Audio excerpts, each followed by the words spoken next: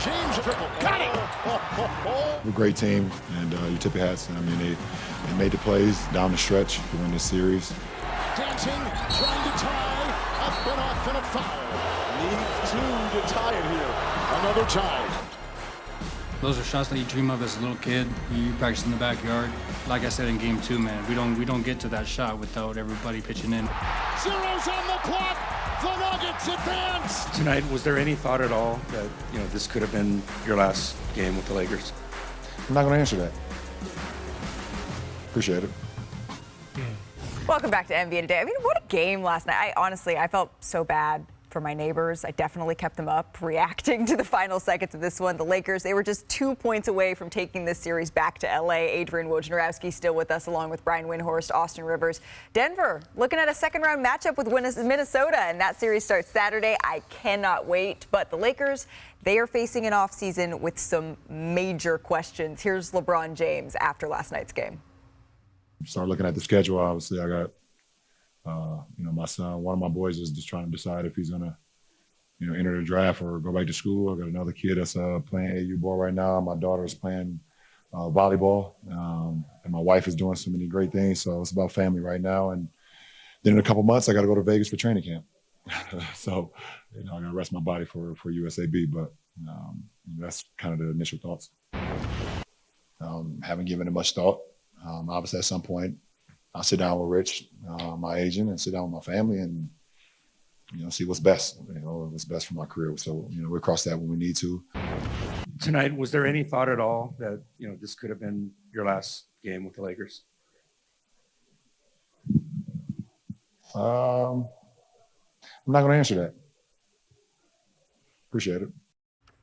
Okay, so LeBron referenced a busy offseason. Here are some of the key dates that he's talking about. Of course, the draft will be June 26th and 27th, so LeBron will know his son Bronny's fate a couple of days before. He has to decide on his opt-out a day before free agency begins. Woj, how does Bronny's future factor in, if at all, for LeBron?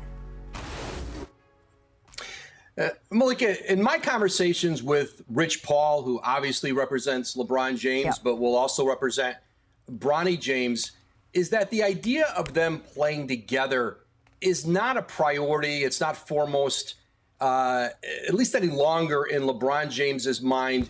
That Rich Paul's goal here in the pre-draft process for Bronny James is to see if there is the right developmental system, organization, a place that can take a young player like Bronny James, who went 5 months without playing, after his heart episode, certainly limited him in his season at USC. And so if he does go in the draft, he's very likely would spend next year in the G League. And I think so for LeBron James and Bronny James, and what Rich Paul said was if organically somehow they ended up together, that would be great. But you look at the Lakers draft assets, number 17, that's a really important pick for the Lakers, probably to use in a big trade. You're not going to use it on Bronny James at 17. And then they have number 55.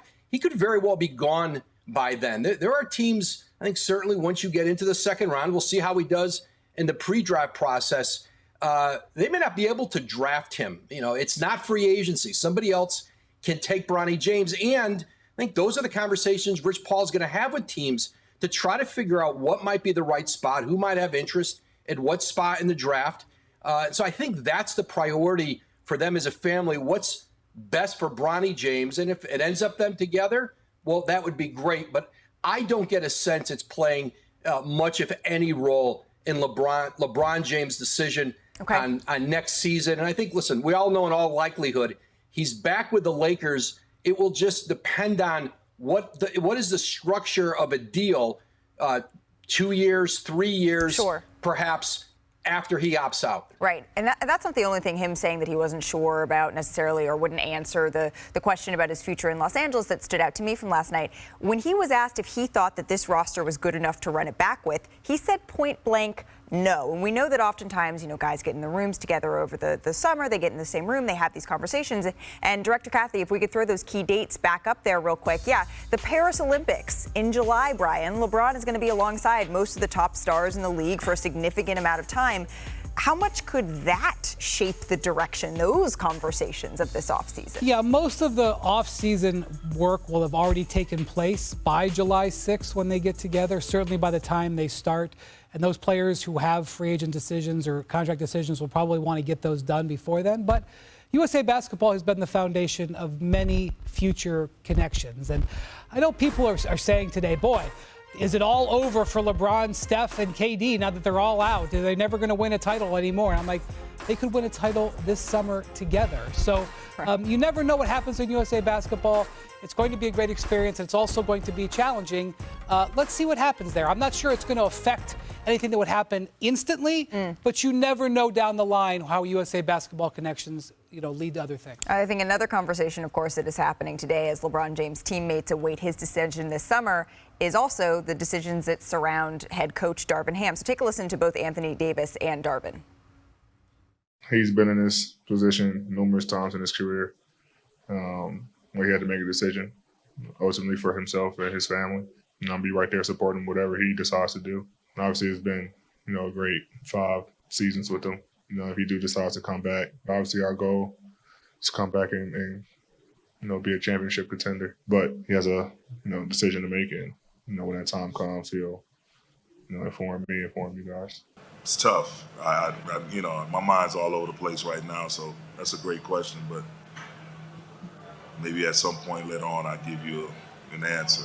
It's been a hell of a 2 years, though. I tell you that. Sitting in this seat, it's been a hell of a 2 years. Like again, I'm gonna control what I can control, continue to grow, and hopefully be a better coach for it. Darvin Ham's future with the Lakers, to say the least, is very uncertain, and the Lakers have had every opportunity to publicly say that Darvin Ham is their coach or to privately assure him that he will be back.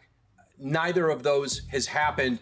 The Lakers are going to take at least a couple days here to talk within their organization, but certainly Darvin Ham, despite the fact 90-74 in 2 years, a Western Conference Finals, an in-season tournament, which is new to anybody's resume, and a team that is poised this summer to really improve. They have a chance to go out and use as many as 2 or 3 first-round picks to swing a big deal and to give Darvin Ham or any coach the roster that they haven't had the last couple of years. But clearly this is a coach whose future is very uncertain. And again, the Lakers have had every opportunity to assure people about a coach who has multiple years left on his deal.